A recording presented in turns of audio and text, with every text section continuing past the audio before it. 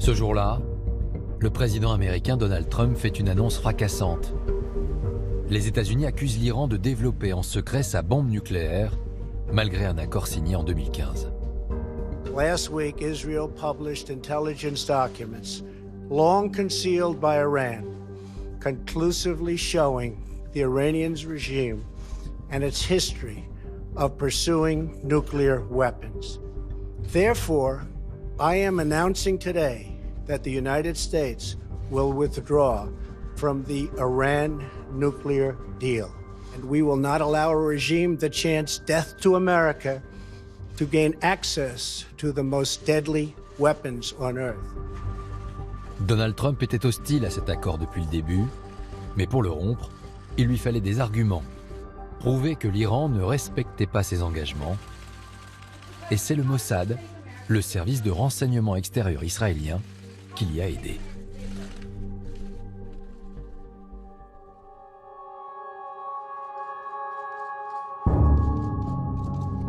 Une semaine plus tôt, Benyamin Netanyahou, le Premier ministre israélien, organisait une spectaculaire conférence de presse à Tel Aviv, au siège du Mossad. En une nuit, les agents du Mossad seraient parvenus à pénétrer dans le bâtiment, voler plus de 500 kilos de matériel ultra confidentiel et repartir en Israël sans alerter les Iraniens.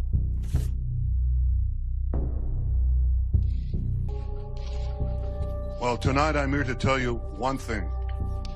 Iran lied. En réalité, tous ces documents ne remettent pas en cause l'accord de 2015. Ils prouvent seulement que l'Iran a menti sur ses activités nucléaires jusqu'au début des années 2000.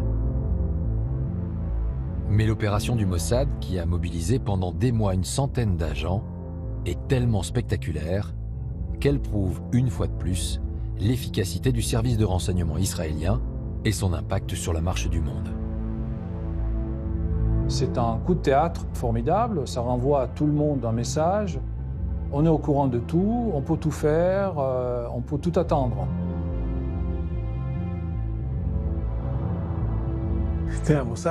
Le Mossad est un service d'espionnage qui mène énormément d'actions. Dans 99% des cas, personne n'est au courant de rien. C'est un service qui est connu pour son efficacité, pour sa capacité à pénétrer des milieux difficiles et qui est aussi connu pour ses erreurs.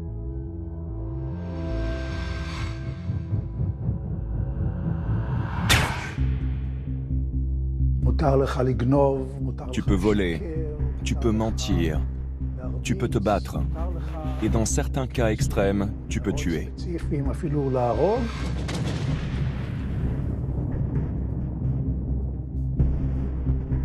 Ils ont des vrais intérêts de survie, et c'est ça le principal moteur du Mossad. Ajoutez-y des aspects paranoïaques, parfois des dirigeants qui sont des durs de durs.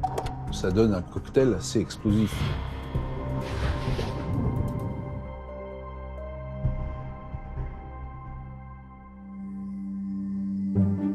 Iran lied. Les menaces existentielles qui pèsent sur l'État d'Israël, c'est notamment la puissance iranienne.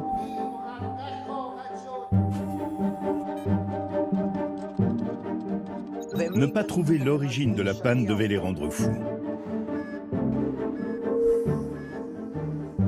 Ce professeur Meshad avait été choisi par Saddam Hussein pour superviser le programme nucléaire.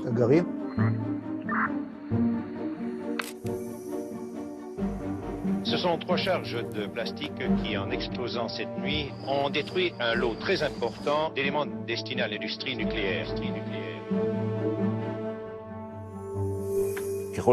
Et quand bien même il s'agit là d'une chose terrible, immorale, désagréable, on ne peut rien y faire, car nous sommes en guerre.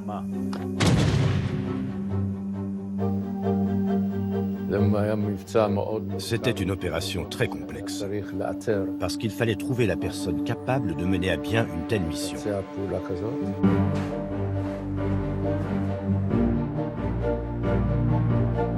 And my little brother then told me later that they Ils se sentaient investis d'une mission. Ils avaient le sentiment de bâtir un pays et ils croyaient à la justesse de leur cause.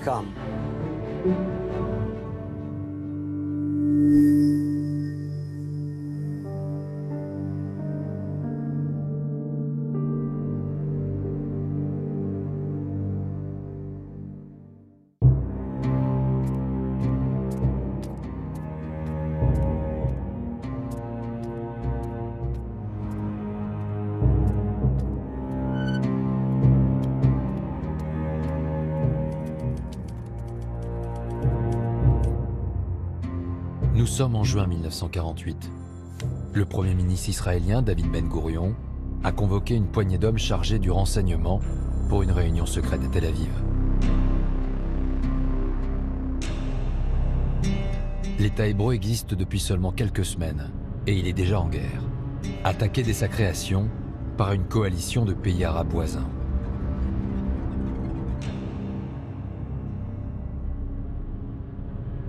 L'État d'Israël allait être déclaré le 14 mai 1948 et le lendemain, les États arabes qui ont rejeté la décision des Nations Unies envahissent le territoire qui était alloué à l'État juif.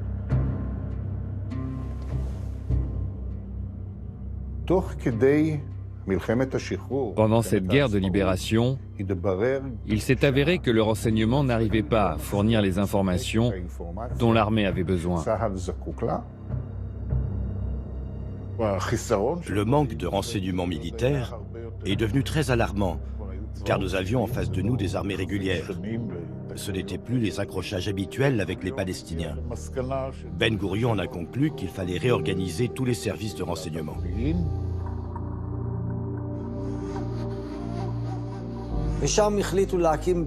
Il a été décidé pendant cette réunion de former 3 organes.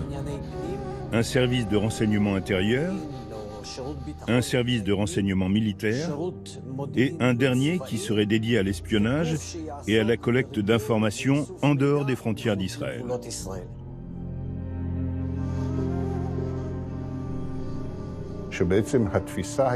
L'idée était que nous devions fonder une organisation quasiment mondiale, parce que les intérêts de l'État d'Israël ne se trouvaient pas seulement à l'intérieur de ses frontières, très limitées à l'époque, mais aussi dans les pays voisins, les grands pays influents. Et évidemment, cette organisation aurait un devoir de protection envers les Juifs du monde entier.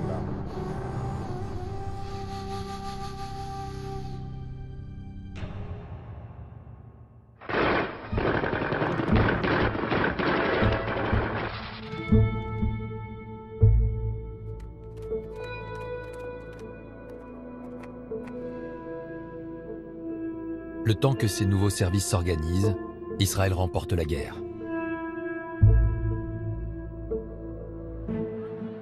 L'État hébreu est parvenu à agrandir son territoire, en s'appropriant des terres désertées par les Palestiniens. Mais une partie de Jérusalem est désormais occupée par les Jordaniens, et la menace est toujours là. Cette guerre est vécue à la fois comme une victoire, mais aussi comme un traumatisme. La peur de disparaître était toujours présente.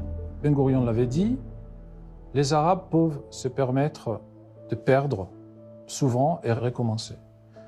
Israël n'a pas le luxe de se permettre une défaite militaire. Quelques mois plus tard, le Mossad, l'Institut pour le renseignement et les affaires spéciales, est officiellement créé. Il va devenir au fil des décennies l'un des services secrets les plus craints de la planète. Il va s'illustrer dès les premières années par des opérations spectaculaires, permettant à l'État hébreu de s'imposer sur la scène internationale.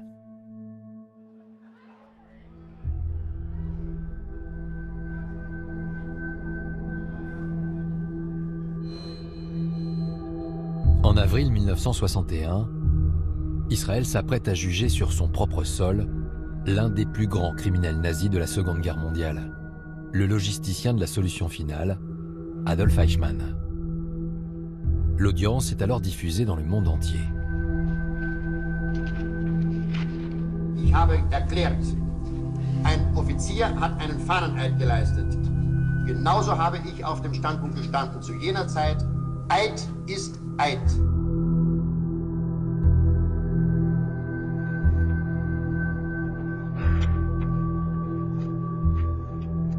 I saw my mother, my small brother and uncle and other Jews included in the group of those people who were found out, and my little brother then told me later that they were beaten severely, and then we marched together in that direction where we were driven.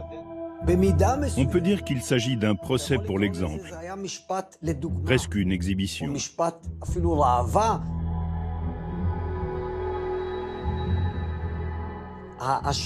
L'impact du procès sur la société israélienne fut extraordinaire.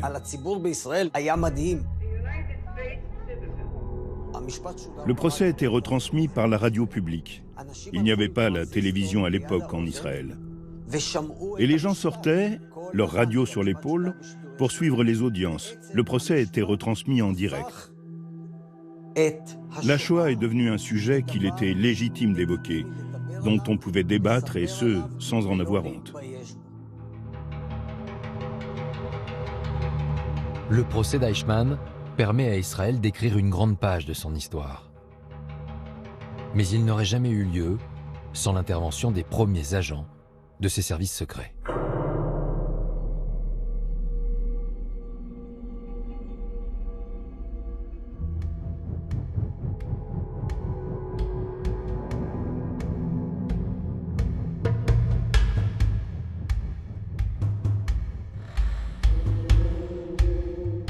Au départ, le Mossad ne dispose que de quelques dizaines d'agents. Difficile de concurrencer leurs homologues de la CIA américaine ou du KGB soviétique. Mais leur détermination va les faire entrer dans la cour des grands.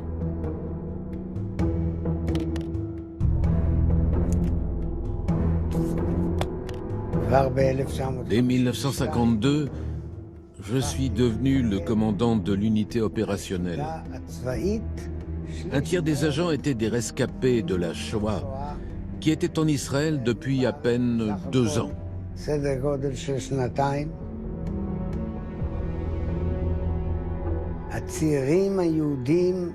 Les jeunes juifs sionistes à cette époque, surtout les rescapés de la Shoah, avaient un objectif clair: maintenir un État juif pour le peuple juif.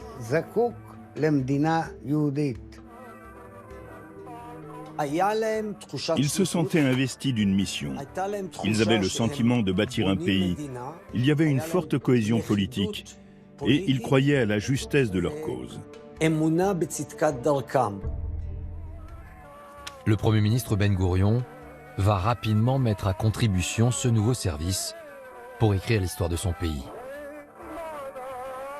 Une opportunité se présente. Un ancien haut responsable nazi se serait réfugié en Argentine, échappant ainsi à toute forme de procès.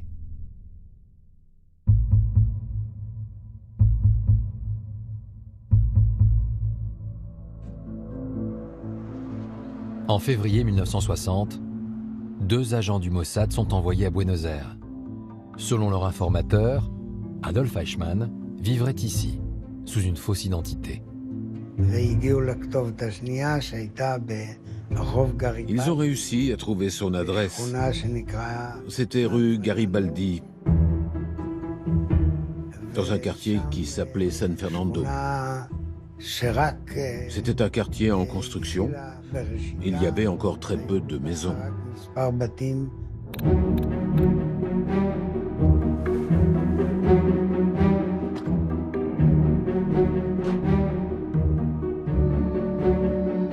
Les agents du Mossad recherchent un homme du nom de Ricardo Clement, contremaître dans une usine automobile.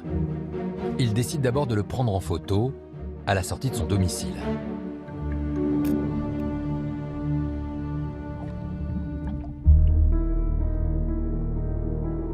Il n'y a aucun doute possible. Ricardo Clement n'est autre qu'Adolf Eichmann, et il est sans protection.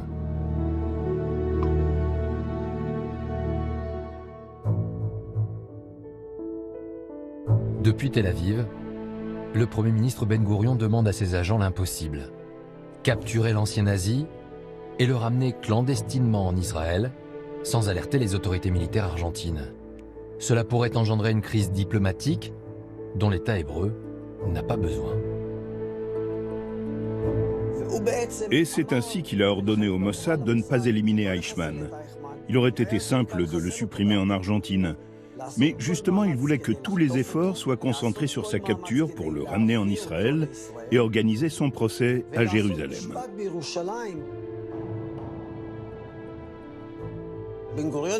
Ben Gourion a compris que c'était là une occasion extraordinaire de faire émerger la question de la Shoah, du lien entre la Shoah et la création de l'État d'Israël.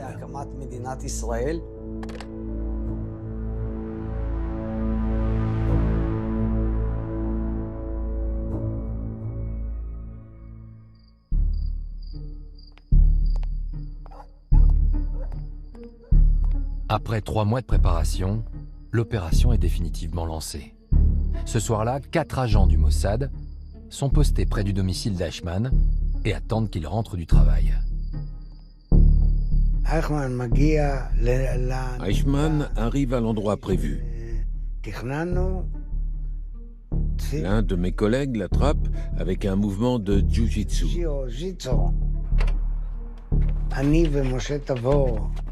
Nous venons l'aider comme c'était prévu. Moi, j'attrape la tête, un deuxième les pieds et un troisième le torse. Et on le tire vers la voiture.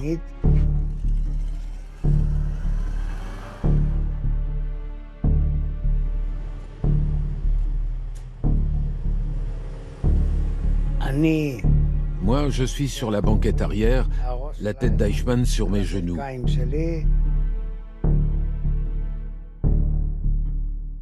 Eichmann est alors conduit dans un lieu secret en attendant la suite du plan.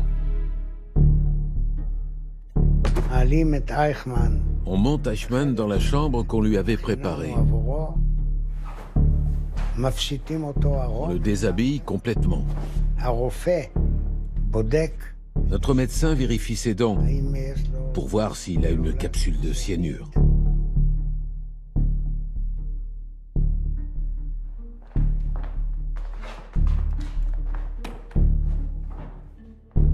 Ensuite, mon collègue Zvi lui demande en allemand « Comment tu t'appelles » Il répond « Je m'appelle Ricardo Clement ». Zvi insiste « C'est faux. Quel est ton matricule SS » Il finit par nous le donner. Et maintenant, quel est ton nom? Adolf Eichmann.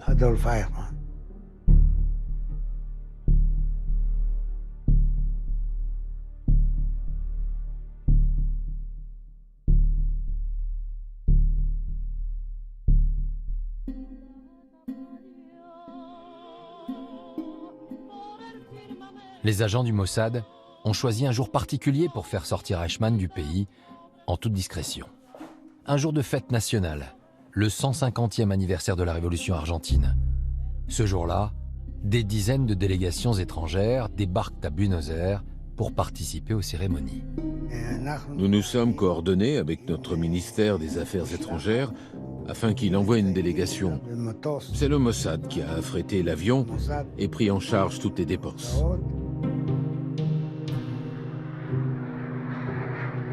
Les agents, déguisés en personnel navigant, vont profiter de la cohue générale à l'aéroport. Ils escortent tranquillement Eichmann jusqu'à l'avion privé de la délégation israélienne. 2 ans plus tard, Adolf Eichmann sera condamné à mort et exécuté. Et c'est à ce moment précis que se forge le mythe du Mossad. C'est un moment charnière qui définit les relations entre Israël et le reste du monde.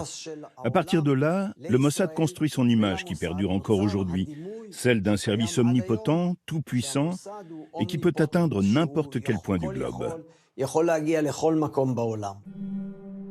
Mais c'est surtout sur le terrain stratégique et militaire que le Mossad va permettre à Israël de s'illustrer. En août 1966, l'armée de l'État hébreu dévoile à la presse mondiale une prise exceptionnelle. Un avion de chasse MiG-21, fleuron de l'aviation soviétique, et dont disposent de nombreux ennemis d'Israël. Le MiG-21, c'était du sérieux. Il ne faut pas oublier qu'à cette époque, les Américains étaient engagés au Vietnam et se battaient contre des MiG. Et même les Américains n'avaient pas réussi à se procurer l'un de ces avions. Malgré leur puissance financière et leur CIA, ils n'avaient pas pu capturer le meilleur avion de guerre de leur ennemi, l'URSS. Les petits Israéliens, eux, l'avaient fait.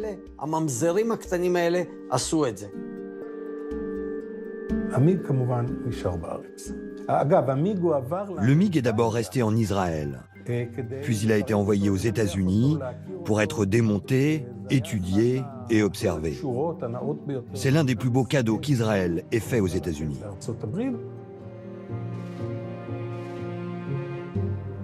Un cadeau stratégique que l'on doit au service secret israélien.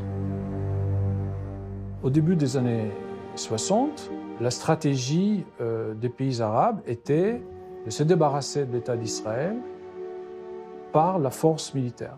L'État le plus puissant, c'était l'Égypte, une armée puissante, des chars, des avions de chasse, des blindés sophistiqués et en grande quantité. L'armée égyptienne dispose notamment de MiG-21, ces avions de chasse redoutables que les soviétiques ont vendus à plusieurs pays arabes. Le Mossad est alors sollicité pour voler un de ces appareils à l'ennemi.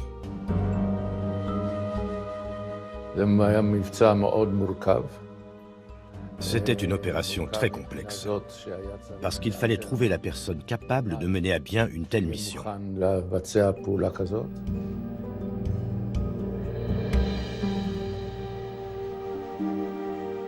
Le service de renseignement va alors chercher un pilote de MiG-21, un pilote qui serait susceptible de trahir son pays. En 1965, les agents en trouvent un, en Irak, le capitaine Mounir Redfa.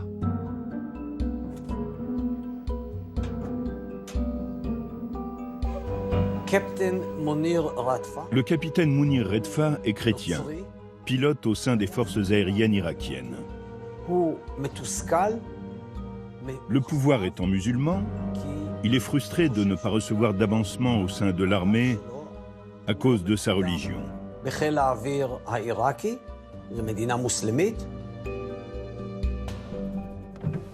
Le Mossad prend alors contact avec lui et organise une rencontre dans un pays neutre. Il a fallu mettre en place une excellente couverture pour qu'il puisse voyager sans éveiller les soupçons.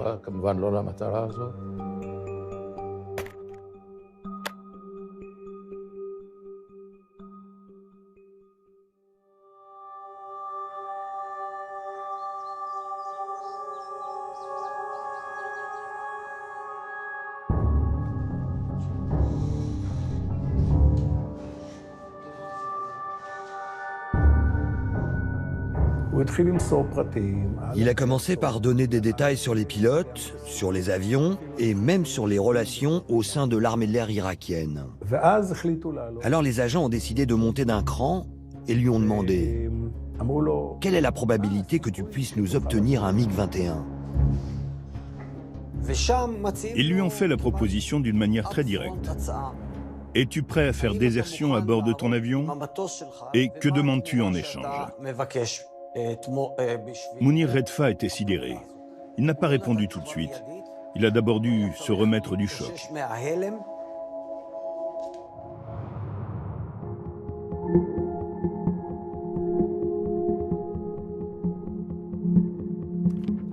Il faudra organiser plusieurs rendez-vous secrets pour convaincre le pilote. Le patron des services de renseignement, en personne, viendra à sa rencontre.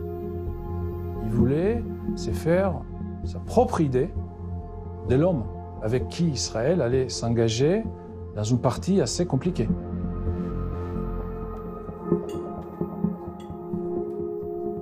Et le pilote finit par accepter. Il demande en échange l'exfiltration de toute sa famille vers l'État hébreu.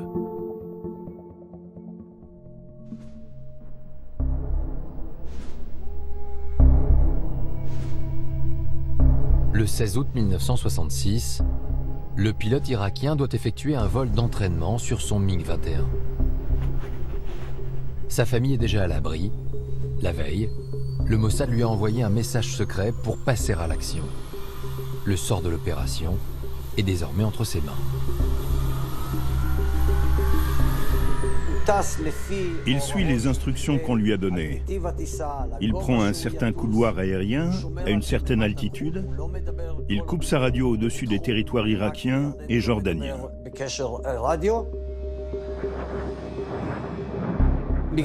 La tour de contrôle irakienne ne cesse de l'appeler, mais il ne répond pas.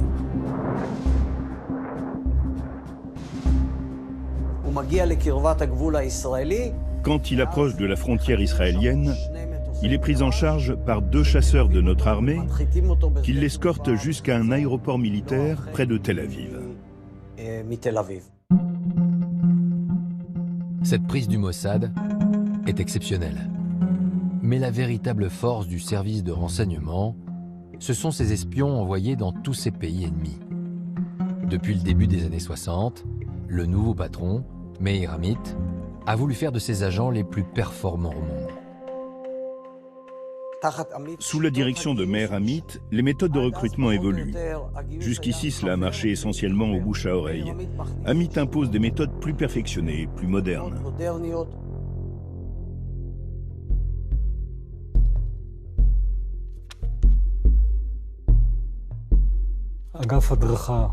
Un département de formation est créé avec ses propres locaux.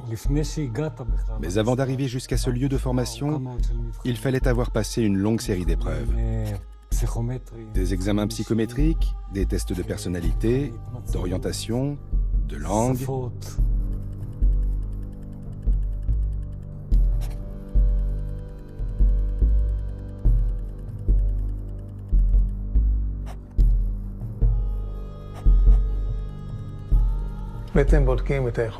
Il vérifie ton aptitude à avoir 2 vies parallèles. D'un côté, tu dois rester qui tu es, une personne sur qui on peut compter, quelqu'un d'honnête. Et de l'autre, tu dois être manipulateur et rusé.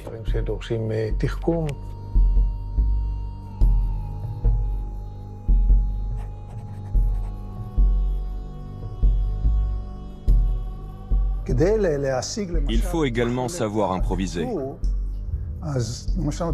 Par exemple, l'instructeur vous emmène en ville, vous montre un balcon au 5e étage d'un immeuble et vous dit « Je veux te voir dans 10 minutes à ce balcon, un verre d'eau à la main, en train de parler au propriétaire des lieux. »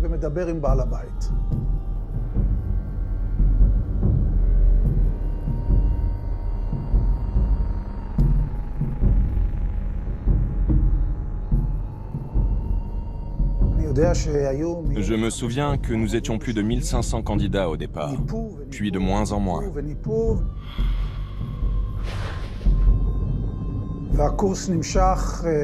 L'entraînement a duré 6 ou 8 mois, les mois les plus intensifs de ma vie. Lors de la cérémonie d'admission, il y avait plus d'instructeurs que d'élèves autour de la table. Nous n'étions plus que 5 ou 6 hommes et une femme.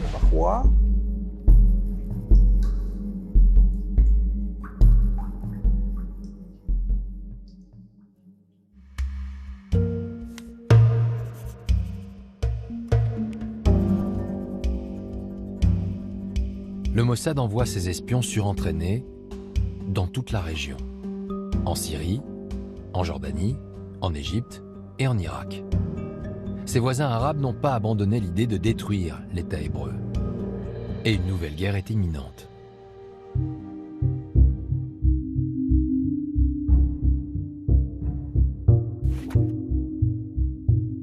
En juin 1967, fort de toutes les informations glanées en territoire ennemi, l'État hébreu décide de frapper en premier.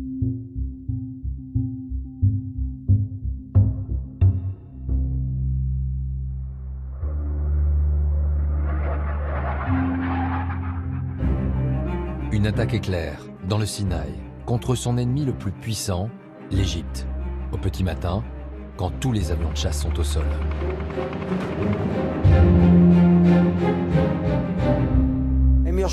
Les avions égyptiens ont été détruits par surprise en l'espace de 3 heures par l'armée de l'air israélienne.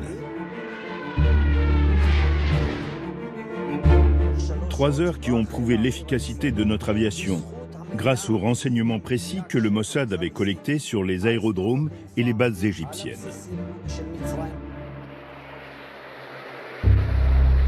Les quelques MiG-21 égyptiens, qui sont malgré tout parvenus à décoller, sont abattus dans les airs. Au soir de la première journée de guerre, l'aviation égyptienne est détruite, assurant un avantage décisif aux forces israéliennes, qui lancent alors une offensive terrestre.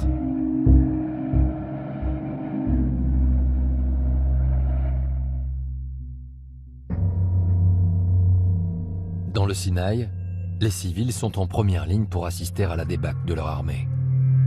On voit arriver des soldats qui courent dans un état d'effarement. Et voilà, puis la panique, les sanglots, un moment très difficile, très difficile. En pleine offensive, les agents du Mossad sont sur le terrain. Par l'intermédiaire d'une radio, ils mènent une guerre psychologique pour décourager les Égyptiens qui seraient tentés de résister. Cette radio a eu un rôle très important parce que ils étaient très très bien informés. Ils donnaient le nom des lieux où la résistance cachait ses armes, le nom des personnes impliquées dans la résistance et leur conseillaient de ne pas y aller. Ils faisaient des appels pour expliquer que les dirigeants arabes nous avaient menti, qu'il ne fallait plus leur faire confiance. C'était un rôle psychologique très important.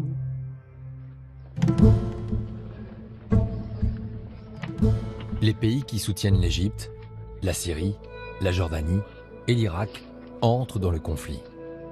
Mais l'armée israélienne réussit un tour de force, chasser les militaires jordaniens qui occupaient Jérusalem depuis la guerre de 1948. Tsahal prend le contrôle de la ville et atteint le mur des Lamentations, le lieu le plus sacré du judaïsme. C'est le symbole le plus fort de la victoire de 67, le rêve d'arriver à Jérusalem, de vivre à Jérusalem, fait partie de l'ADN du sionisme dès le début. Il y avait une vague d'euphorie et d'émotions très très forte. En à peine 6 jours, les armées égyptiennes, irakiennes, syriennes et jordaniennes sont défaites, et Israël étend encore un peu plus son territoire. À l'occasion de cette guerre et de cette grande victoire, Israël s'est agrandi. Elle a conquis la Cisjordanie, Gaza, le Golan. Cela a donné au pays une nouvelle position, une assise dans le monde. Une fois encore, le rôle du Mossad a été décisif.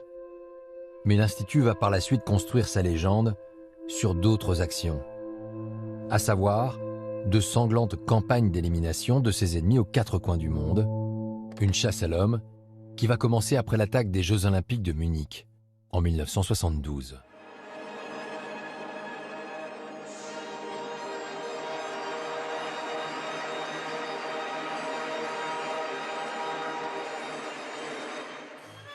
Des Jeux Olympiques en Allemagne qui doivent faire oublier ceux de 1936. Ils avaient servi de propagande au régime nazi.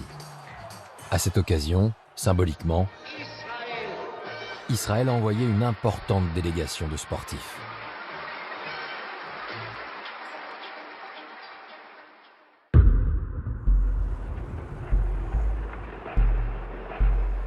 Mais 10 jours plus tard, les Jeux tournent au cauchemar. 9 membres de la délégation israélienne sont pris en otage par une dizaine de terroristes lourdement armés. Une attaque qui est retransmise en direct à la télévision. C'était un choc terrible. Nous espérions beaucoup qu'ils soient libérés. Le pays entier était pétrifié, et moi aussi.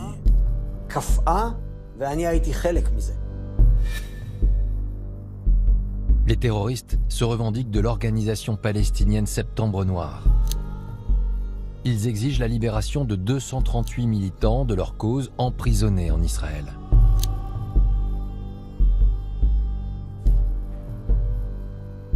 L'État hébreu n'a pas du tout l'intention de céder et envoie sur place le patron du Mossad, Zvi Zamir. Cependant, la police allemande entend garder la main sur l'opération. Et après des heures de négociations, ils acceptent d'aider les terroristes à quitter le pays avec leurs otages. Ils espèrent ainsi profiter de ce transfert pour leur tendre un piège. Et le patron du Mossad, lui, craint le pire.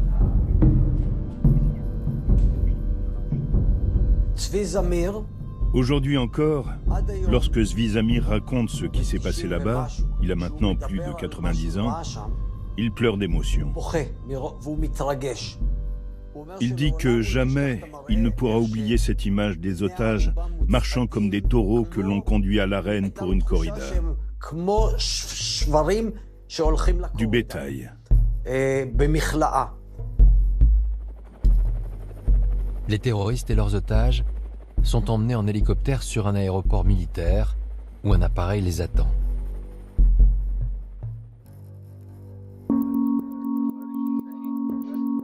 Depuis la tour de contrôle, Zvi Zamir suit l'opération. Lorsque soudain, des snipers allemands postés aux alentours ouvrent le feu.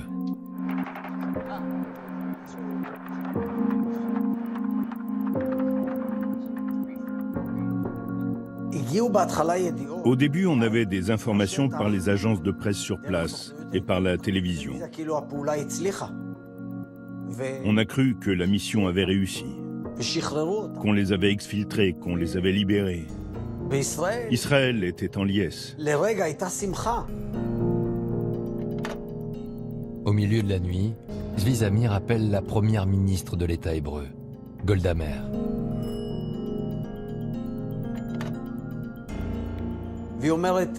Elle lui dit « Zvika, Zvika, tout s'est bien terminé? Ils les ont libérés ?» Il lui répond « Non, Golda, ils sont tous morts. » Elle lui dit « Mais on a vu aux informations qu'ils les avaient libérés. » Il lui répond « Non, je suis sur place, j'ai assisté au fiasco de l'opération allemande. Ils sont tous morts. » À peine le pied posé sur le tarmac, les terroristes ont senti le piège et sont retournés aux hélicoptères. Après 2 heures d'échange de coups de feu, ils sont certes neutralisés, mais ils ont eu le temps d'abattre leurs 9 otages israéliens.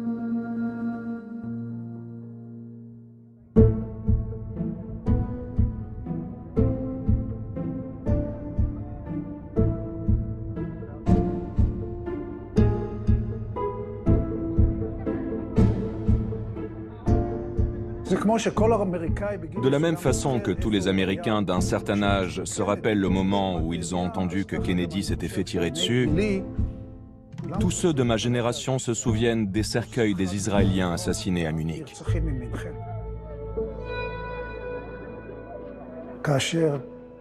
Que quelques années seulement après la Shoah, des Juifs aient pu être assassinés comme ça, sur le sol allemand, des Israéliens.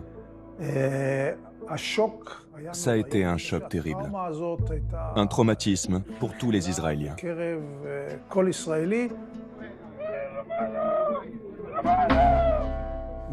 Nous nous demandions tous comment cela a-t-il pu arriver et comment empêcher que cela se reproduise. Ce traumatisme a conduit le gouvernement israélien à prendre des mesures exceptionnelles.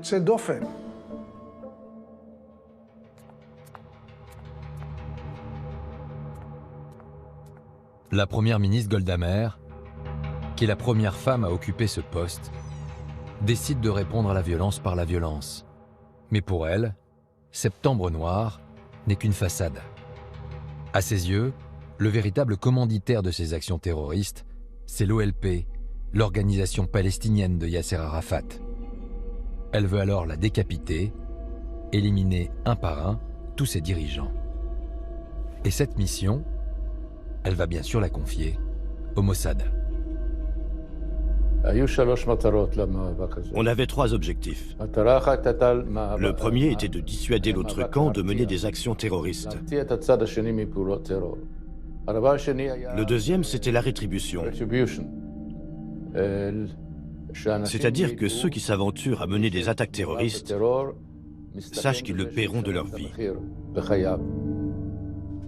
Le troisième objectif était l'idée de donner aux habitants d'Israël, et plus largement à tous les Juifs du monde, le sentiment qu'Israël était un pays fort, qui pouvait vaincre le terrorisme.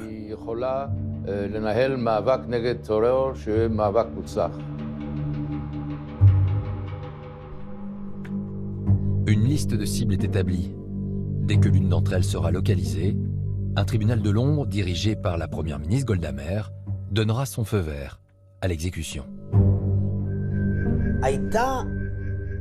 L'autorisation finale était donnée par le gouvernement, par un comité de 3 ministres.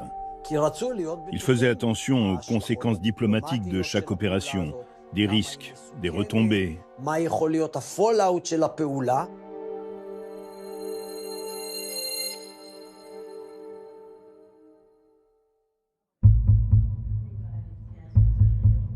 Un mois seulement après le massacre de Munich, le Mossad envoie ses agents aux 4 coins de l'Europe. Je pense qu'il y a eu 20-25 agents impliqués dans ces opérations d'élimination. Ils passaient de pays en pays.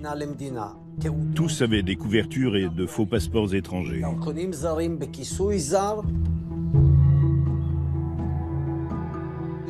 En amont, on leur prévoit des lieux sécurisés, des appartements secrets. On leur envoie d'Israël par courrier diplomatique tout ce qui est nécessaire à l'opération. Les armes à feu, les faux documents. Une première équipe arrive en France en septembre 1972. L'une de ces cibles s'appelle Mahmoud Hamshari. C'est un intellectuel de 33 ans, traducteur de profession, considéré ici comme un modéré et régulièrement interviewé par les médias français.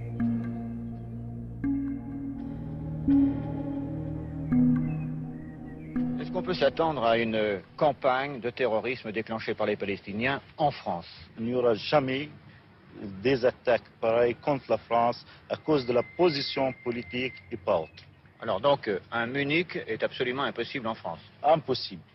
Impossible parce que pour nous, nous considérons que le peuple français est un peuple ami et la France, il a comme État, il a la meilleure position de l'Europe envers nous, comme il l'a cité d'ailleurs le président Pompidou, en disant on n'élimine pas le terrorisme palestinien quand on ne résoudra pas le problème essentiel, qui est le problème d'un peuple, c'est le peuple palestinien.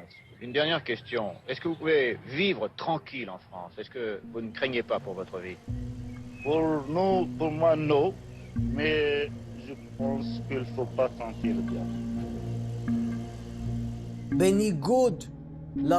Contrairement à son image dans les médias français, et évidemment dans les médias palestiniens, celle d'un homme inoffensif, un intellectuel, un écrivain installé à Paris où il vit en paix, Hamshari était un personnage central de l'OLP. On sait qu'il a notamment abrité un tueur palestinien, accusé d'avoir voulu exécuter un homme du Mossad à Bruxelles.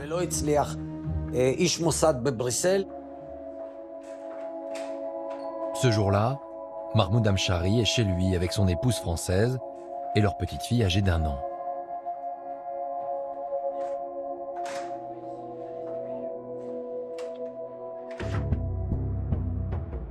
Lorsque leur cible se retrouve seule dans l'appartement, les agents du Mossad déclenchent à distance le téléphone piégé du domicile.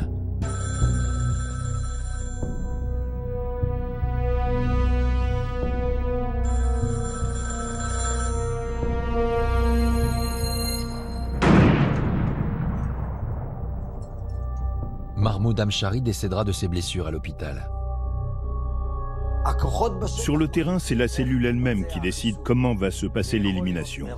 Ça peut être par empoisonnement, ça peut être avec une bombe, avec une arme à feu équipée d'un silencieux. Tout dépend de l'objectif, des possibilités de l'atteindre et des circonstances. À la suite de cela, d'autres Palestiniens sont morts dans diverses circonstances.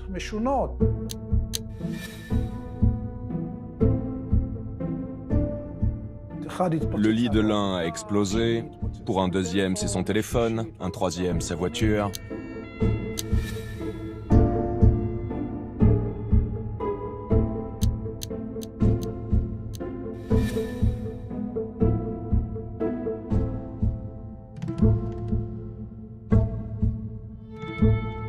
Au total, 4 assassinats perpétrés à Paris par le Mossad en moins d'1 an, et aucune réaction des autorités françaises.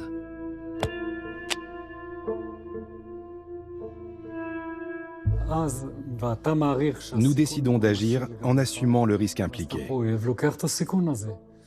Dans la majorité des cas, les pays occidentaux ont compris et intégré cela.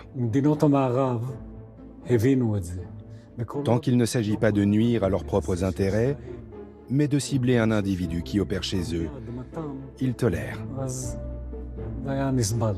Il y a une forme d'indulgence pour Israël, effectivement, parce que c'est lié à l'histoire de cet État très particulière, de la même manière que quand Israël utilise des faux passeports du Canada, d'Allemagne, d'Italie, de n'importe où pour faire des opérations et faire circuler ses agents, vous n'entendrez pas des protestations trop vives de la part de ces pays.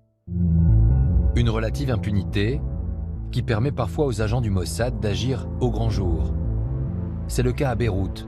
En 1973, un petit groupe arrive par bateau pour un raid éclair contre un immeuble de l'OLP. Ils connaissaient l'étage, il est certain aussi qu'ils avaient les clés. Kamal Nasser a été tué à bout portant d'une rafale d'armes automatiques. Quant à Abou Youssef, il a été exécuté devant sa femme et son fils âgé de 15 ans. En moins d'1 heure, 3 dirigeants de l'organisation palestinienne sont abattus devant leur famille et le QG de l'organisation est détruit à l'explosif.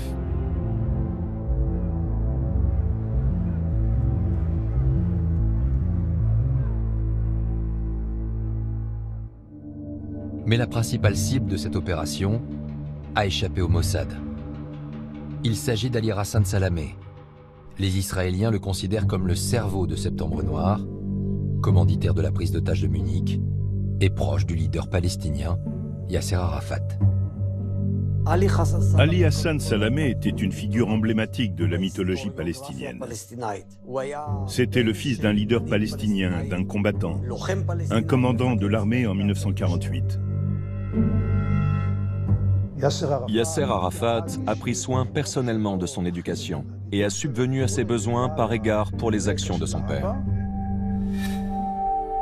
Quelques mois plus tard, le Mossad retrouve sa trace. Il serait parti se réfugier en Norvège, dans la ville de Lillehammer. Et c'est là que le Mossad va commettre l'une de ses plus grosses bavures.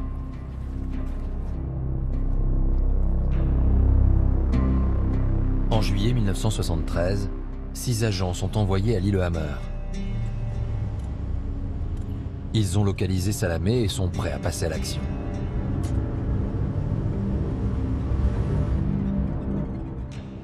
Ce jour-là, il se promène dans une rue déserte avec sa compagne. La jeune femme est enceinte, mais cela n'arrête pas l'agent chargé de l'abattre.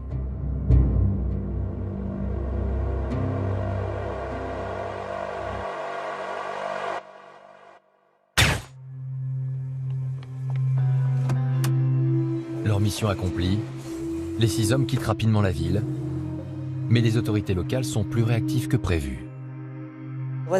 Un meurtre à Lillehammer, ce n'est probablement pas arrivé depuis l'époque des Vikings. La police de Lillehammer entre en action, monte des barrages routiers entre Lillehammer et Oslo. Lors d'un contrôle, un policier repère quelque chose de suspect dans une voiture et décide de noter l'immatriculation. Le véhicule est intercepté à l'aéroport d'Oslo. Les agents du Mossad sont arrêtés. Ils tentent de se faire passer pour des touristes, mais après plusieurs heures d'interrogatoire, l'un d'eux va finir par avouer. Le seul qui a craqué était un rescapé de la Shoah. Dans sa jeunesse, il avait dû se cacher dans une cave et il en était ressorti claustrophobe. Quand le policier l'a fait entrer dans une cellule en sous-sol, il lui a dit « Faites-moi sortir d'ici ». Le policier a compris qu'il avait une opportunité. Il l'a donc laissé enfermer et l'agent du Mossad a fini par lui dire qu'il raconterait tout s'il le faisait sortir de là. Dans les jours qui suivent, l'affaire fait bien sûr la une des médias norvégiens. Et la nouvelle de l'arrestation d'agents israéliens commence à se répandre dans le monde entier. Le QG du Mossad est en ébullition. L'arrestation d'agents en mission est toujours une catastrophe. Mais cette fois, c'est encore pire. Car l'homme qu'ils ont tué n'est pas Ali Hassan Salameh.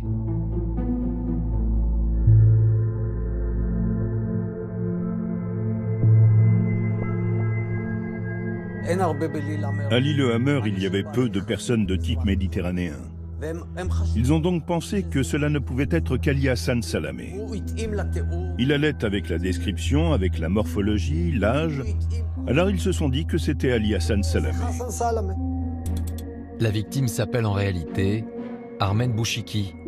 Il est franco-marocain, originaire du sud de la France. Il s'est installé ici 2 ans plus tôt et sa compagne attendait leur premier enfant. Il est le frère aîné d'un des leaders des Gypsy Kings.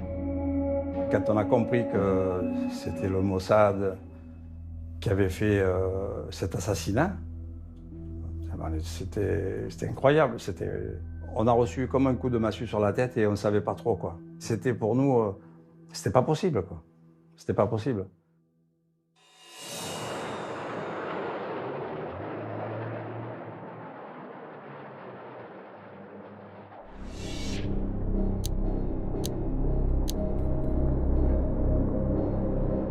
Les 6 agents du Mossad seront jugés à huis clos. Ils sont tous condamnés pour espionnage et complicité d'assassinat à plusieurs années de prison, mais 5 d'entre eux seront libérés après quelques mois. La veuve et la fille de la victime obtiendront une réparation financière de la part d'Israël 20 ans plus tard, mais aucune excuse officielle. Évidemment qu'il y a du ressentiment qui fait qu'il y a une colère énorme, on en veut au Mossad, on en veut à Israël, on en veut à la terre entière. Parce que c'est une injustice incroyable. Après cette bavure, le Mossad fait profil bas pendant quelque temps. Mais il n'abandonne pas sa traque du leader palestinien, Ali Hassan Salameh. 4 ans plus tard, il est à nouveau localisé à Beyrouth, au Liban. À cette époque, le pays est en pleine guerre civile, déchiré entre milices palestiniennes, chrétiennes et pro-syriennes. C'était un contexte très compliqué. Il y avait des barrages tous les 200 mètres, tenus par telle milice ou telle autre. Imaginez l'insécurité pour un agent envoyé à Beyrouth. Qui plus est, un Israélien dans une ville arabe ennemie. À tout moment, il peut être arrêté à un simple barrage.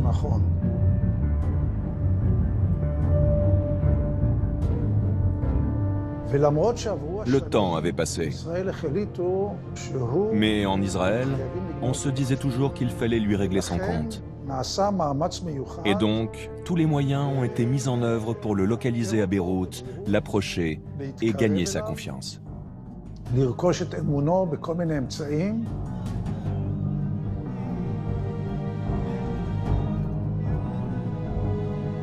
C'est une femme qui est envoyée à Beyrouth. D'origine britannique, elle travaille sous le pseudonyme d'Erika Chambers. Elle s'est fait passer pour une travailleuse humanitaire qui venait en aide aux réfugiés palestiniens du Liban. Une couverture qui lui permet de se rapprocher des membres de l'OLP, et notamment d'Ali Hassan Salameh.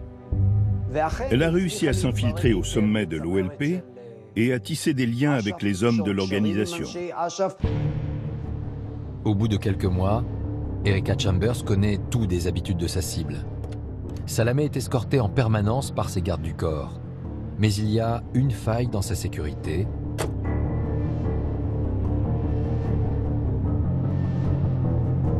il emprunte tous les jours le même trajet en voiture entre sa planque et le QG de l'OLP.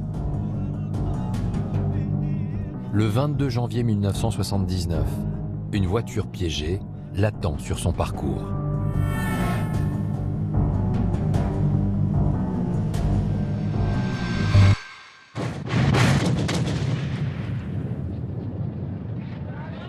Salamé et ses gardes du corps sont tués sur le coup.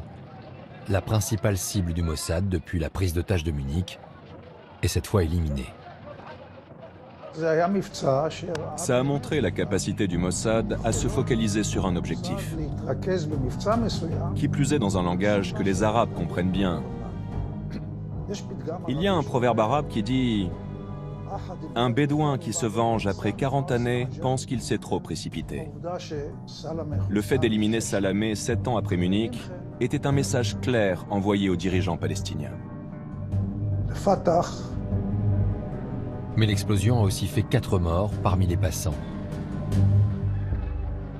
De nouvelles victimes innocentes qui vont déclencher une polémique en Israël et au sein même du Mossad sur l'emploi de cette méthode expéditive.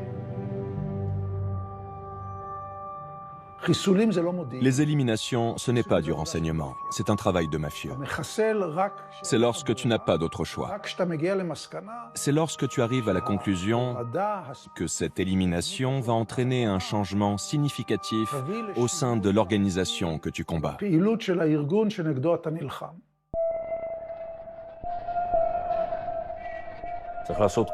On déploie tous les efforts nécessaires pour qu'il n'y ait pas d'incident. Et malgré cela, ça arrive. Et quand bien même il s'agit là d'une chose terrible, immorale, désagréable, on ne peut rien y faire, car nous sommes en guerre. Et la guerre impose d'envisager n'importe quel moyen ou méthode.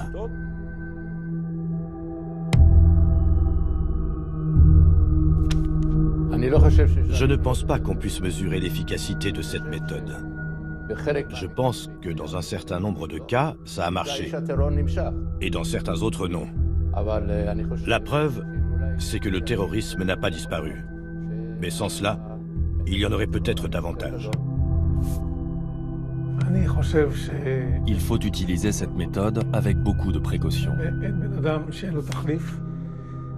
Il n'y a pas d'homme irremplaçable, même s'il est à la tête d'une organisation terroriste. C'est pour cela que je pense que ce n'est pas une bonne méthode et qu'elle n'est pas conseillée. Elle peut provoquer plus de dommages que de bénéfices. L'objectif de vengeance a été atteint. Mais en cette fin des années 70, c'est un autre combat qui commence pour le Mossad.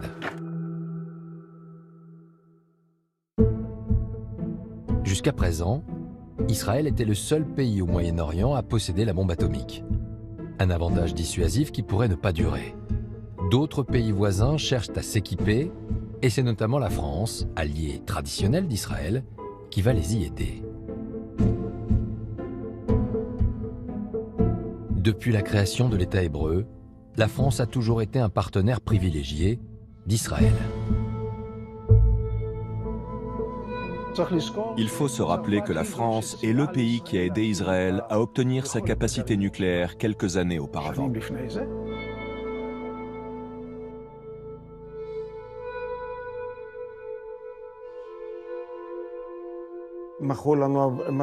Vous nous avez vendu des avions. Nos premiers avions venaient de France. Du très bon armement venait de là-bas. On avait des représentants là-bas. Jusqu'au moment où il y a eu ce discours non amical de De Gaulle envers Israël.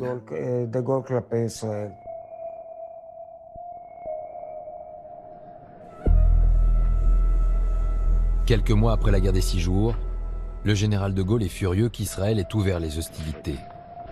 Il décrète un embargo sur la vente d'armes à l'État hébreu et tient des propos qui vont choquer l'opinion. Les Juifs, jusqu'alors dispersés, mais qui étaient restés ce qu'ils avaient été de tout temps, c'est-à-dire un peuple d'élite, sûr de lui-même et dominateur, En Israël, on a entendu des propos antisémites dans cette déclaration. De Gaulle ne l'était pas en principe. Je sais qu'il avait des amis juifs. Et pendant longtemps, il a soutenu Israël. Un peuple d'élite, sûr de lui-même et dominateur. Ça a provoqué un grand étonnement. On ne comprenait pas ce qui l'avait amené à dire cela.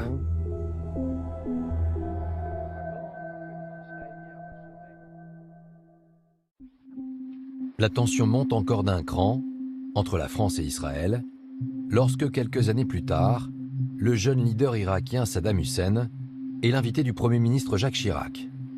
Le voici en visite au centre de recherche de Cadarache, fleuron de l'industrie nucléaire hexagonale. Saddam Hussein est en fait venu signer un contrat d'une immense importance stratégique, l'achat pour plus d'1 milliard de francs d'un réacteur atomique de dernière génération qui pourrait faire de lui le nouvel homme fort du monde arabe. Ce projet, c'est la construction d'un réacteur de recherche destiné à donner des moyens importants aux scientifiques irakiens, puisque leur est vendue la copie du plus gros réacteur de recherche français. En Israël, ce contrat avec Saddam Hussein passe très mal. Grâce à ce réacteur, l'Irak pourrait développer l'arme atomique, une menace de plus pour l'État hébreu. Il faut se rappeler que l'Irak était le seul pays qui n'avait pas signé l'accord de cessez-le-feu après la guerre de 1948. Et Saddam Hussein lui-même prononçait sans cesse des discours hargneux contre l'État d'Israël, en disant qu'il allait conquérir Jérusalem. Alors une lumière rouge s'est allumée, et on a commencé à suivre ce sujet sérieusement.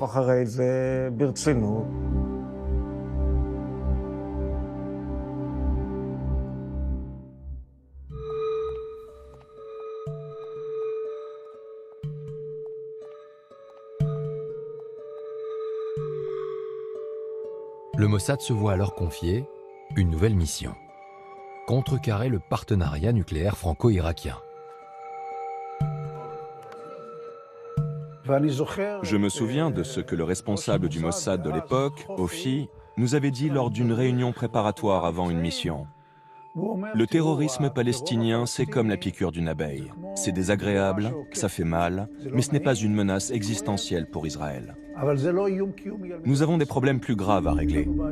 Cela faisait référence au fait qu'un Irak nucléarisé, ça, c'était un danger existentiel.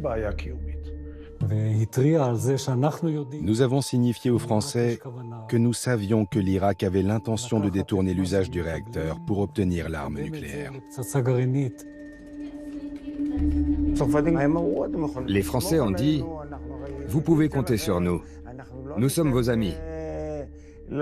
Nous n'allons pas laisser l'Irak fabriquer une bombe atomique. » Ce n'est pas un réacteur destiné à des utilisations ultérieures militaires. Peut-être par les connaissances qu'il donne de la maîtrise de l'énergie nucléaire, on peut toujours considérer que ça fait avancer sur ce chemin, mais ce n'est pas un chemin très direct. Dans un premier temps, l'État hébreu se contente de pressions diplomatiques.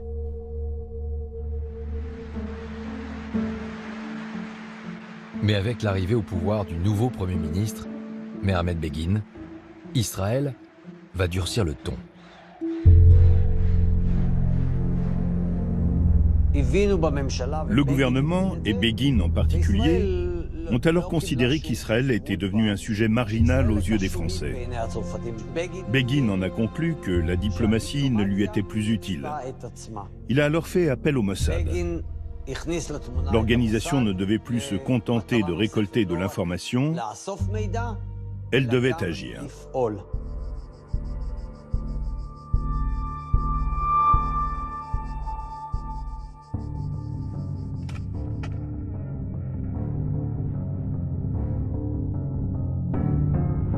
En mars 1979, plusieurs équipes du Mossad enquêtent dans les Bouches-du-Rhône. Elles ont identifié une société privée qui produit certaines pièces du réacteur qui doit être livré en Irak. Le Mossad est parvenu à obtenir des informations internes à l'entreprise. Ils ont étudié les paramètres de sécurité du port, les clôtures, la relève des gardes, leur nombre, quel jour il y en a plus, quel jour il y en a moins.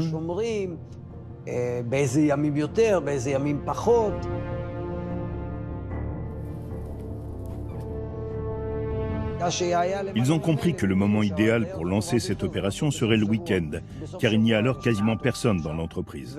Alors ils ont opéré durant le week-end. Les agents du Mossad créent une diversion et s'infiltrent dans le bâtiment pour détruire les pièces du réacteur irakien. Une nuit, il y a eu un accident de voiture à l'entrée du port. Une femme est sortie de son véhicule et a commencé à crier sur l'autre conducteur. Et l'attention des gardiens a été attirée par cette scène qui se déroulait devant eux sur la route.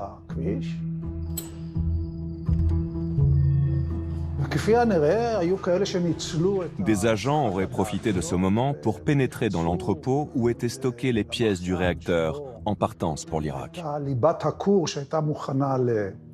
Ils ont posé des explosifs, sont sortis, et quelques heures plus tard, une déflagration a retenti. Ce sont 3 charges de plastique qui, en explosant cette nuit, ont détruit un lot très important d'éléments destinés à l'industrie nucléaire. Les agents israéliens quittent la France sans encombre, mais l'opération est un échec. Les pièces de réacteurs détruites n'étaient pas les bonnes.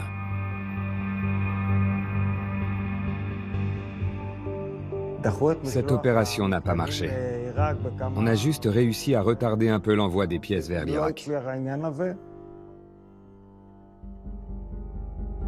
Le Mossad change alors de stratégie. Plusieurs dizaines d'ingénieurs français travaillant sur le réacteur irakien reçoivent simultanément des courriers menaçants. Tous signés d'une mystérieuse organisation islamiste d'opposants à Saddam Hussein.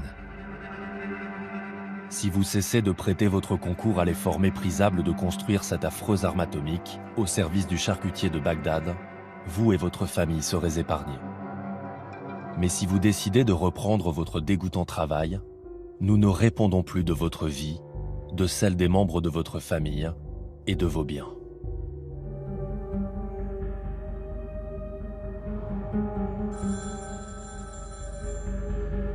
Quelques jours après avoir reçu cette lettre, l'ingénieur est réveillé au milieu de la nuit par un appel anonyme. C'est une voix arabe qui me prévient en français avec un accent. Nous, on s'en prendra à vous, à votre famille, des choses de ce genre. Je suis saisi par le fait qu'on me téléphone chez moi. Ça, c'est quand même, on me téléphone chez moi, à mon domicile. Donc là, ça me fait de l'impression. Cette campagne d'intimidation entraînera la démission de plusieurs ingénieurs. Les autorités françaises soupçonnent Israël, mais sans parvenir à trouver les preuves. On n'est plus comme au tout début de l'affaire. On sait qu'Israël se remue beaucoup contre ce projet. Le Mossad est évidemment rapidement évoqué comme possibilité. Le Mossad ne mettra pas ses menaces à exécution, du moins envers les ingénieurs français.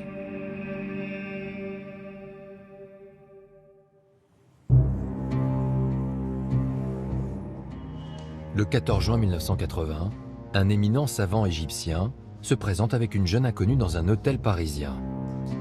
Yahya al-Meshad travaille pour la filière nucléaire irakienne. Ce professeur Meshad avait été choisi par Saddam Hussein pour superviser le programme nucléaire. C'était un élément clé.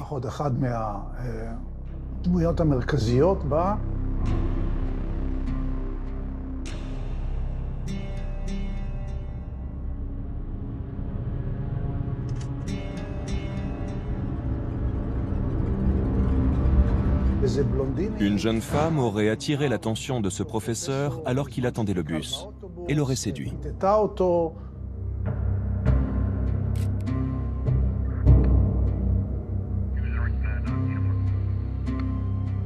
Le lendemain matin, l'ingénieur est retrouvé égorgé dans sa chambre.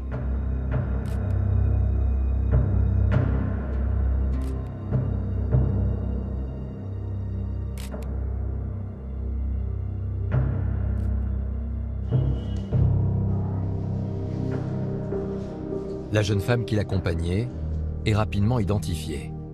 C'est une prostituée connue des services de police.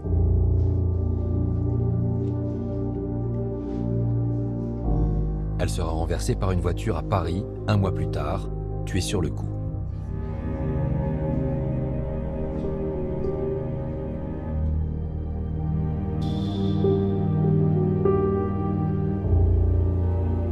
En juin 1981, malgré toutes ces opérations, le réacteur de Saddam Hussein est sur le point d'être mis en service.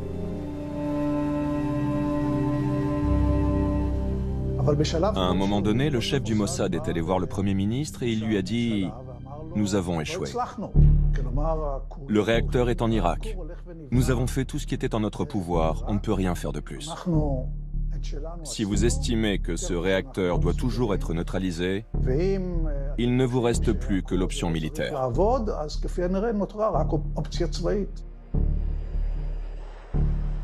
Quelques jours plus tard, 8 chasseurs israéliens traversent la Jordanie et larguent leurs bombes sur un site nucléaire irakien, le complexe Osirak. Il est en grande partie détruit. Cette fois, l'État hébreu est passé à l'action à visage découvert.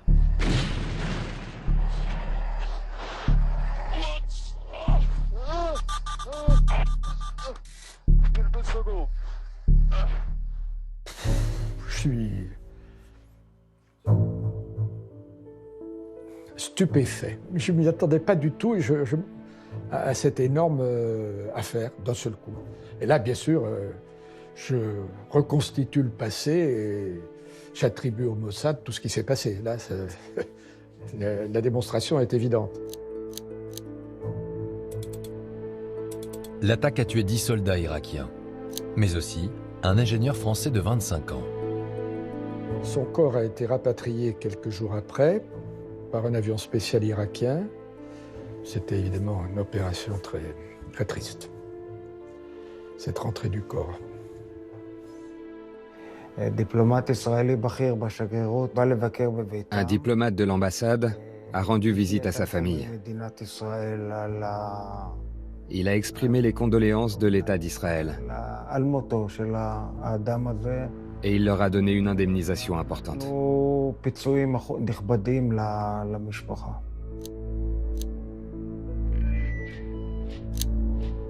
Une victime collatérale qui n'aura aucune conséquence diplomatique.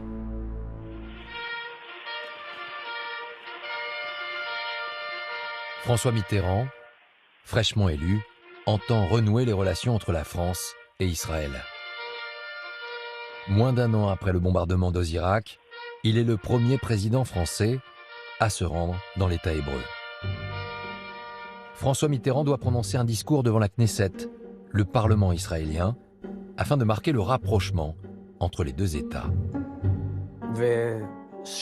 À cause de cette affaire du nucléaire irakien, les années 70 ont marqué le déclin des relations franco-israéliennes. D'un point de vue politique, d'un point de vue militaire et d'un point de vue du renseignement. Quand Mitterrand est élu, les relations s'améliorent extraordinairement. Je veux vous dire, mesdames et messieurs les députés, l'honneur que je ressens d'être votre hôte et du haut de la tribune qui symbolise votre démocratie, de pouvoir ici saluer en vous les représentants de ce peuple noble et fier dans sa plénitude et sa diversité. Il s'est exprimé devant notre Parlement et il a dit « Les amis, le passé, c'est le passé. Aujourd'hui, je suis président de la France. Je pense différemment. » Après ce discours, la France abandonne définitivement son programme nucléaire en Irak et Saddam Hussein n'aura jamais la bombe atomique.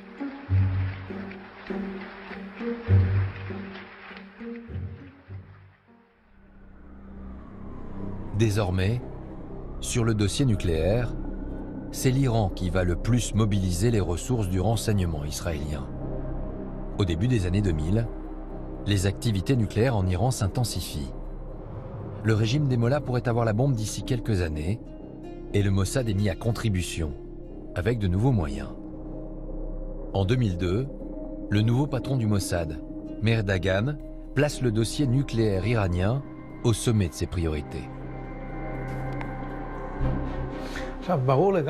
Il est clair que tu ne peux pas arrêter ce programme par des opérations éclairs. Tu peux juste le retarder. Il faut monter une stratégie complète, une stratégie secrète. Ça, c'est notre spécialité. Il faut récolter beaucoup de renseignements et déployer de gros moyens opérationnels pour identifier les points sur lesquels frapper. Il faut affaiblir leur motivation, semer le doute sur leurs compétences technologiques, faire entrer dans leur système tout un tas de problèmes.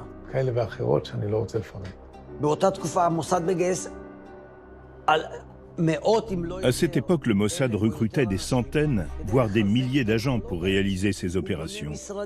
Il leur fallait des bureaux. Ça coûtait beaucoup d'argent, des milliards et des milliards ont été dépensés.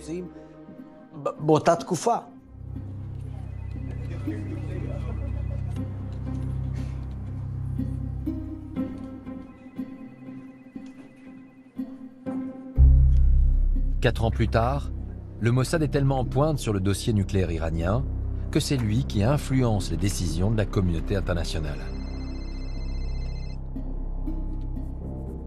Dagan a créé à l'intérieur du Mossad une équipe chargée d'examiner les sanctions économiques. Quelles sanctions fallait-il appliquer en Iran? Sur quelles entreprises? Sur quels individus?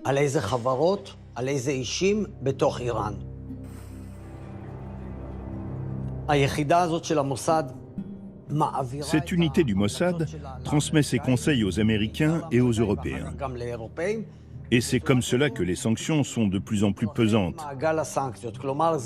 Les sanctions sont devenues internationales grâce à l'action du Mossad et de Meir Dagan.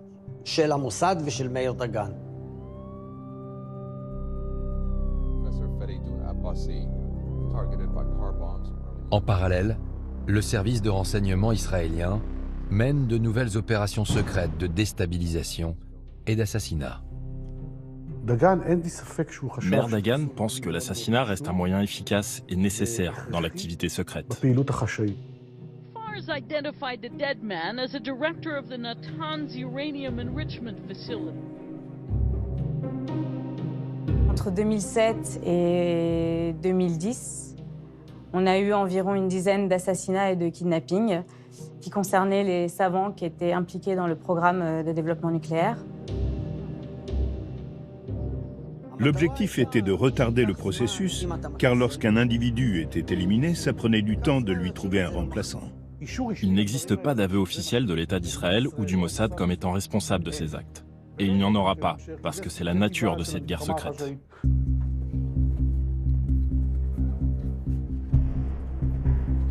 Autre stratégie du Mossad, créer de fausses sociétés de sous-traitance pour vendre du matériel défectueux aux scientifiques iraniens.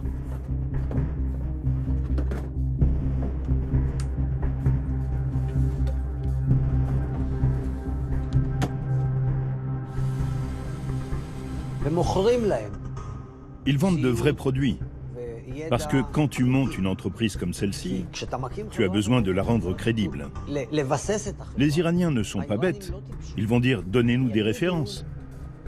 Avec qui d'autre avez-vous fait affaire? Il faut donc créer de l'activité, il faut du courrier, il faut qu'il y ait des bureaux, il faut de l'équipement. Cela prend du temps.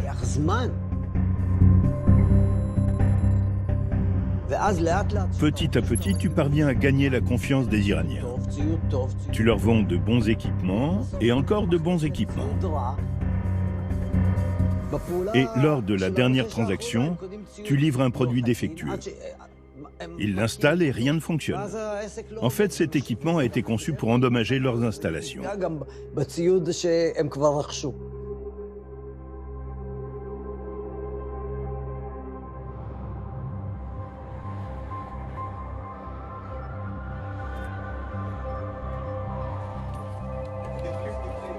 Malgré toutes ces entreprises de sabotage, l'Iran ne cède pas. Au contraire, en 2008, le nouveau président Ahmadinejad fait visiter ses installations nucléaires aux médias. L'Iran n'a jamais été aussi proche du but. Il veut faire passer un message aux yeux du monde et prouver que le programme nucléaire est en marche et qu'il a la capacité de produire de l'uranium enrichi. En parallèle, il menace directement Israël. La tension est extrême entre les deux pays.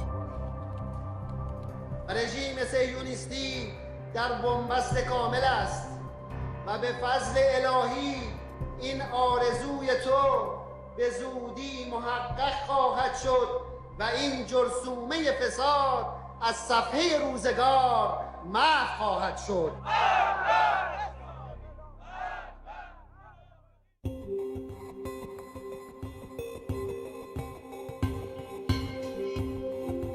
Face à ces menaces, le Mossad va passer à la vitesse supérieure et se spécialiser dans une arme d'un nouveau genre, le piratage informatique.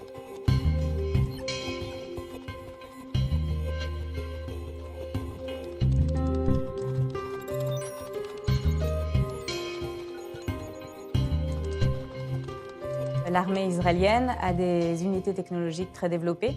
La plus connue étant l'unité 8200, qui est spécialisée dans la cryptologie, l'espionnage. Pendant la Première Guerre mondiale, on était à cheval. Et lorsque le tank est arrivé, il a complètement changé les campagnes militaires, car il a permis d'avancer plus vite, de tirer plus vite. C'est la même chose pour le cyber. Il a introduit une nouvelle dimension.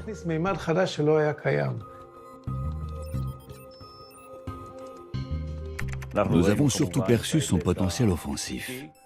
Nous avons donc travaillé sur les outils qui nous permettaient de collecter des informations ou de perturber des systèmes informatiques. Depuis 2006, aidé par les services américains, le Mossad travaille sur un puissant virus informatique qui pourrait attaquer le programme nucléaire iranien de l'intérieur. En 2008, ce virus est opérationnel. Son nom de code, Stuxnet. Cette nouvelle arme est un ver cybernétique hautement sophistiqué qui a la capacité de complètement chambouler le matériel industriel. C'est une arme qui ne peut pas être conçue par de simples hackers, mais des experts de haut niveau en cybernétique.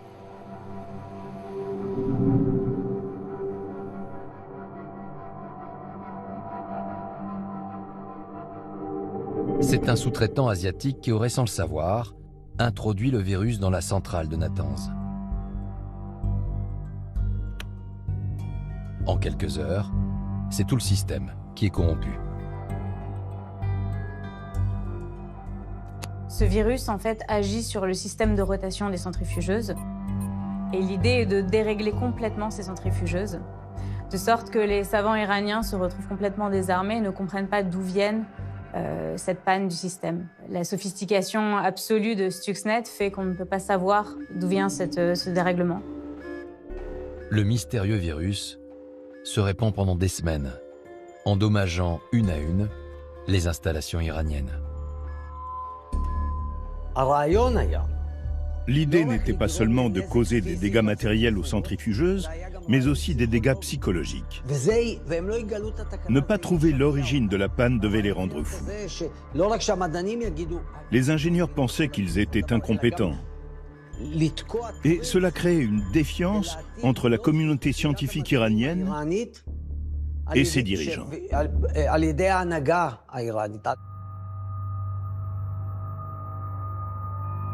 À cause de ce virus, le programme nucléaire iranien prend du retard. Mais il n'est pas totalement arrêté. Le patron du Mossad, Meir Dagan, décide alors de frapper encore plus fort. Dagan subissait une très lourde pression du Premier ministre Netanyahou, qui lui demandait sans cesse des résultats. Dagan est devenu nerveux. Il a donc introduit une version du virus plus agressive. On estime qu'il y aurait eu 4 injections de ce virus. La dernière injection aurait été d'origine israélienne. En réalité, sans avoir réellement l'accord des Américains. Cette fois, le Mossad a apparemment franchi la ligne rouge. Ce nouveau virus plus puissant va non seulement affecter tous les ordinateurs de la centrale, mais également se répandre dans le monde entier.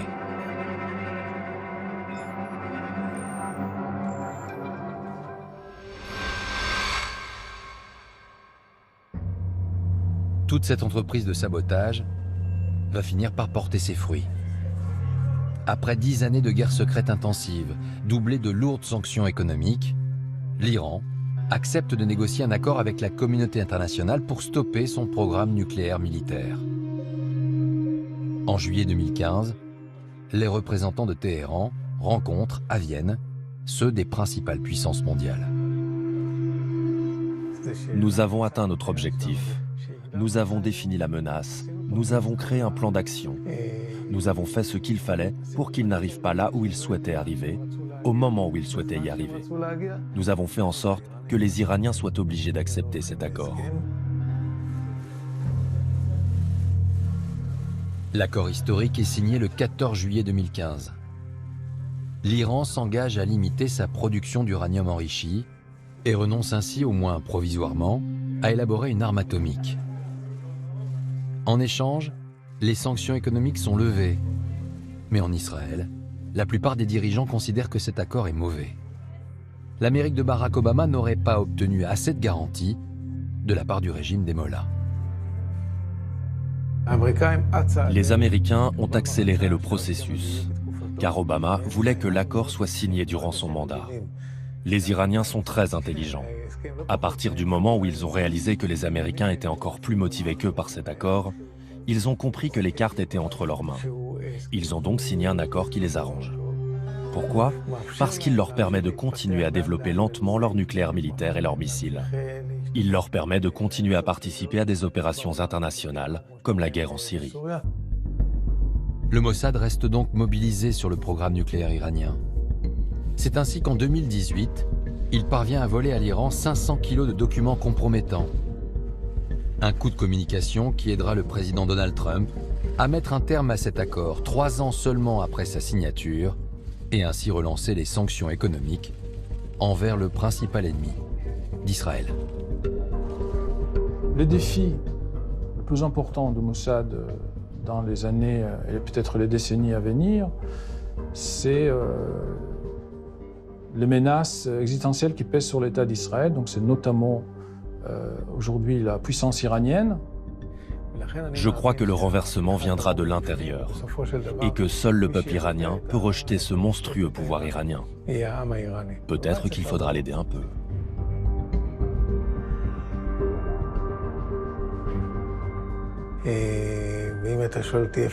Si vous me demandez vers quoi nous devons nous diriger dans 10-15 ans, je dirais que nous devons nous diriger vers une paix avec un État palestinien et les pays arabes sunnites.